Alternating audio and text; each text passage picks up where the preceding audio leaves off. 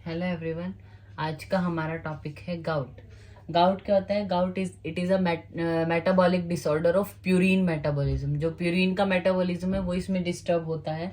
It is characterised by intermittent attack of acute pain, swelling and inflammation, और it is always preceded by the hyperuricaemia. मतलब जो blood में जो uric acid level है वो पहले बढ़ता है, ठीक है, ज्यादा होता है, तब जाके क्या होगा, गाउट की कंडीशन आती है जिसमें पेशेंट को एक्यूट पेन होना, स्वेलिंग होना, इन्फ्लेमेशन होना, ये सब होता है। जो हाइपर यूरिसीमिया है हमारा वो दो तरीके से होता है। मतलब ब्लड में यूरिक एसिड का लेवल बढ़ना दो तरीके से होगा, primary and secondary. Primary means main कारण यूरिक एसिड जो है वो उसकी वजह से। सेकेंडरी में क्या होगा, कोई और ऐसी डिजीज कंडीशन है जिसकी वजह से यूरिक एसिड लेवल अफेक्टेड है। प्राइमरी में क्या होगा, दो कारण होते हैं, या फिर ओवर प्रोडक्शन यानी बॉडी में प्रोडक्शन ज्यादा हो रहा है यूरिक एसिड का, दूसरा है अंडर एक्सक्रीशन, मतलब कि बॉडी से जो बाहर निकलना चाहिए प्रॉपर नहीं निकल पा रहा है, या बॉडी में प्रोड्यूस ज्यादा हो रहा है। सेकेंडरी में हमारे जैसे आते हैं कि अदर कंडीशन के साथ एसोसिएटेड हैं, जैसे कि during the course of some disease ये डेवलप हो, जैसे ल्यूकेमिया है, लिम्फोमा है, या कीमोथेरेपी के टाइम पे अगर किसी पेशेंट में बढ़ जाता है, कुछ ड्रग्स की वजह से, जैसे थायजाइड डायरेटिक्स होते हैं, फिरोसिमाइड है, उसको ज्यादा लेने की वजह से लॉन्ग टर्म कोई पेशेंट ले रहा हो तो उनका यूरिक एसिड बढ़ सकता है। सम डिसऑर्डर्स लाइक डायबिटिक कीटोएसिडोसिस है, लेड पॉइजनिंग है, हिमोलिटिक एनीमिया है, सोरियासिस है। नेक्स्ट ड्यूअल मैकेनिज्म, जैसे पेशेंट को अगर ओबेसिटी है, हाइपोक्सीमिया है, या हाइपोपरफ्यूजन है, उस कंडीशन में भी यूरिक एसिड लेवल है वो बढ़ सकता है।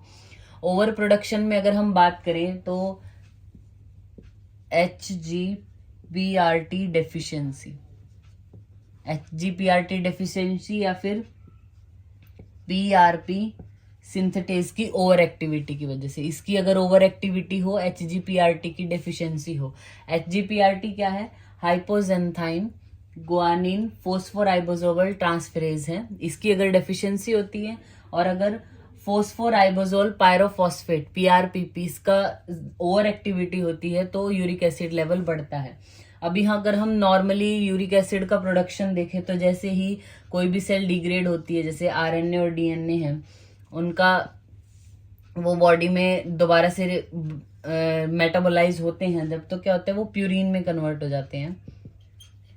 प्यूरिन के ऊपर PRP जो है वो एक्टिविटी करता है, देन इट कन्वर्ट इनटू हाइपोजेंथाइन। हाइपोजेंथाइन के ऊपर जेंथाइन ऑक्सीडेज वर्क करता है, उसको जेंथीन में कन्वर्ट कर देता है। Then this xanthine is converted into uric acid. ये नॉर्मल फिनोमेना है जो होता रहता है बॉडी में। लेकिन अगर इसकी ओवर एक्टिविटी हो, मतलब प्यूरिन को ज्यादा ही ये इसमें कन्वर्ट करे, तो यूरिक एसिड प्रोडक्शन है वो ज्यादा हो जाता है। अगर हम बात करें इसकी जो पैथोफिजियोलॉजी है, वो जैसा हमने बात किया, या तो ओवर प्रोडक्शन हो, बॉडी में ज्यादा बन रहा है किसी कंडीशन की वजह से, स्क्रीशन ज्यादा नहीं हो पा रहा है, या फिर कंजप्शन ज्यादा कर रहा है पेशेंट। तो जैसे अगर जो ज्यादा रेड मीट ये खाते हैं, शेल फिश है वो ज्यादा खाते हैं, तो उससे कंजप्शन ज्यादा कर रहे हैं मतलब प्यूरिन्स का, तो वो यूरिक एसिड लेवल बढ़ाने ही वाला है इन फ्यूचर। अगर बॉडी में ही ओवर प्रोडक्शन हो रहा है, जैसे हाई फ्रक्टोज डाइट जो ले रहा है, कॉर्न सिरप कंटेनिंग या बेवरेजेस अगर ले रहे हैं उसकी वजह से, अंडर एक्सक्रीशन में जैसे डिहाइड्रेटेड पेशेंट अगर, या फिर वो अल्कोहल कंजप्शन ज्यादा करता है, तो उसमें यूरिक एसिड का एक्सक्रीशन अच्छे से नहीं हो पाता बॉडी से, इसलिए लेवल बढ़ जाता है। तो क्या होगा, नॉर्मली यूरिक एसिड जब बॉडी में है, बढ़ गया है नॉर्मली, तो जो फिजियोलॉजिक pH है मतलब 7.4, उस पर क्या करेगा, वो एक प्रोटोन को लॉस कर देता है, तो वो किस में कन्वर्ट हो जाता है, यूरिएट आयन में। That urate ion bind with the sodium, then आपके पास क्या बनते हैं, मोनोसोडियम यूरिएट क्रिस्टल बनते हैं। ये क्रिस्टल जाके सॉफ्ट टिश्यू में, जॉइंट में डिपॉजिट होना चालू होते हैं। जैसे ही वहां पे डिपोजिशन होगा तो वहां पे क्या होगा, इन्फ्लामेटरी प्रोसेस चालू होगी। जैसे इन्फ्लामेशन होगा तो जो ग्रेनुलोसाइट्स हैं वो उस जगह पे आएंगी, मतलब जहां पे भी इन्फ्लामेशन है, मतलब बॉडी को किसी चीज से खतरा है, तो जो WBCs हैं, ग्रेनुलोसाइट्स हैं, वो क्या करेंगी, वहां उसको खत्म करने के लिए आएंगी। तो ये इसको फैगोसिटाइज करना शुरू करेंगे, जो ये यूरिएट क्रिस्टल बने हैं। तो फ्री रेडिकल जनरेशन होगा। ये फ्री रेडिकल बनती है तो जो आसपास का टिश्यू है वो डैमेज होगा। जैसे ही टिश्यू डैमेज होना शुरू हुआ, there is release of proteolytic enzyme glycoprotein. अब ये दो तरीके से क्या, या तो ये लाइजोसोमल एंजाइम को रिलीज करेगा जो पास के जो जॉइंट्स है उनको डिस्ट्रक्ट कर देगा, या फिर वहां पे लैक्टिक एसिड स्क्रीट होगा जो और ज्यादा यूरिएट क्रिस्टल को प्रेसिपिटाइज करेगा, मतलब वहां पे और ज्यादा यूरिएट क्रिस्टल आएंगे, फिर से ये साइकिल ऐसे ही चलती रहेगी। ठीक है, तो ये है हमारा pathogenesis. Then we come to the gout, जो है वो दो तरीके का होता है हमारा, एक्यूट एंड क्रॉनिक। नाम से ही पता चल रहा है, मतलब इसकी ड्यूरेशन कम है। ये एक्यूट क्या है, पेनफुल आर्थराइटिक अटैक आता है सडन ऑनसेट का पेशेंट को, जैसे कि पेशेंट लेटा हुआ है रात में या फिर अर्ली मॉर्निंग आवर्स जो होते हैं उसमें पेशेंट को ये अटैक के जैसा आता है आर्थराइटिक पेन। ये वर्सन होता जाता है प्रोग्रेसिवली कुछ एक या दो पॉइंट्स पे, मेनली जो हमारा बिग टो होता है पैर में वहां से चालू होता है पेन होना। तो वो जो जॉइंट है वो स्वॉलन होगा, रेड होगा, पेशेंट को नाइट के टाइम पे अर्ली मॉर्निंग आवर्स में पेन होगा। इसके अलावा एंकल है, हील, नी, रिस्ट, एल्बो, फिंगर, ये सब भी इन्वॉल्व हो सकते हैं, मतलब ये शॉर्ट ड्यूरेशन का है। Then we come to chronic gout. Chronic में क्या है, फ्रीक्वेंसी ऑफ अटैक बढ़ जाता है इसमें, कि बार बार एक्यूट जैसी कंडीशन बार बार आ रही है, बहुत लंबे टाइम तक ऐसी कंडीशन है पेशेंट को। कॉन्टिन्यूस क्या होता है इसमें, जो क्रिस्टल है वो डिपॉजिट होते रहते हैं जॉइंट पे, पेन करते रहते हैं जॉइंट को और डिस्ट्रक्ट करते रहते हैं। इसमें क्या होगा, सबक्यूटेनियस टोफाई फॉर्मेशन हो जाता है। अब ये जो क्रिस्टल है ना, ये सबक्यूटेनियसली जाके कई कई जगह पे जो वो रिसाइड करने लगते हैं, जैसे कि एक्सटर्नल ईयर है, आईलिड्स है, नोज है, जॉइंट के अराउंड पे, तो उनको टोफाई फॉर्मेशन बोलते हैं। यूरिएट क्रिस्टल जो है वो किडनी में अगर जाते हैं तो रीनल डिजीजेस भी कॉज कर सकते हैं। आर्टिकुलर कार्टिलेज में जाएंगे तो वहां पे क्या, जॉइंट डिफॉर्मिटी करेंगे क्योंकि जॉइंट को डिस्ट्रक्ट करने लग जाते हैं। Then we come to the diagnosis, कैसे हम इसको डायग्नोस करें। तो फर्स्ट ऑफ ऑल क्या है, पेशेंट से हिस्ट्री लेना इंपॉर्टेंट है। किस तरीके की डाइट पेशेंट लेता है ये जरूर देखना है हमें।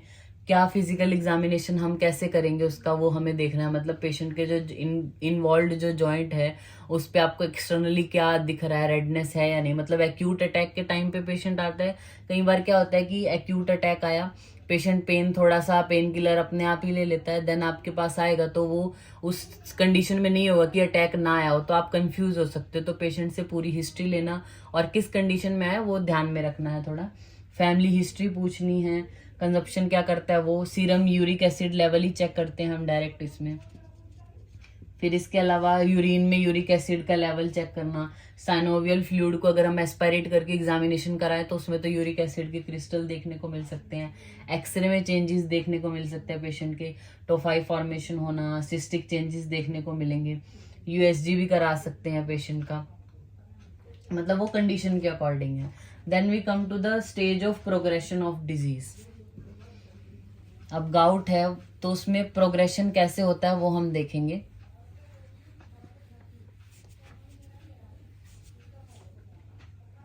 तो इसको हम स्टेज में डिवाइड किया है, स्टेज 1, 2, 3 एंड 4। ठीक है, स्टेज 1 में क्या है, इसमें जो यूरिक एसिड लेवल है बॉडी में वो उसका इंक्रीज है। ठीक है, सिम्टम इतने ज्यादा नहीं आते हैं पेशेंट में, लेकिन क्या होगा, यूरिक एसिड इस लेवल में बढ़ जाएगा इस सिचुएशन में, और जो क्रिस्टल है वो जॉइंट के अराउंड आना शुरू हो जाएंगे। ठीक है, नेक्स्ट सेकंड स्टेज होगी, इसमें पेशेंट को एक्यूट गाउट का अटैक आता है। पहली बार जब एक्सपीरियंस करता है पेशेंट, एक्यूट गाउट का अटैक आएगा, पेनफुल अटैक आता है, मतलब पेनफुल होता है वो जॉइंट जो भी इन्वॉल्व होगा। देन थर्ड एक आता है इंटरक्रिटिकल गाउट, इसको हम बोलते हैं। इसमें क्या होता है, इसमें रिलैप्स रेमिशंस होते हैं, मतलब पेशेंट को कभी गाउट का अटैक आएगा, कभी पेशेंट को लगेगा कि बिल्कुल ठीक हूं मैं, फिर से गाउट का अटैक आएगा 1-2 महीने में, फिर से ऐसा ठीक लगेगा। ये इंटर क्रिटिकल गाउट है ये। देन फोर्थ आता है हमारा क्रॉनिक गाउट। इसमें तो जो फ्रीक्वेंसी है पेन की, यानी जो अटैक आते हैं वो बहुत ज्यादा बढ़ जाती है, क्या पता पेशेंट को कॉन्टिन्यूस ही रहने वाला हो वो पेन, तो वो है हमारा क्रॉनिक गाउट। देन आता है इसका ट्रीटमेंट।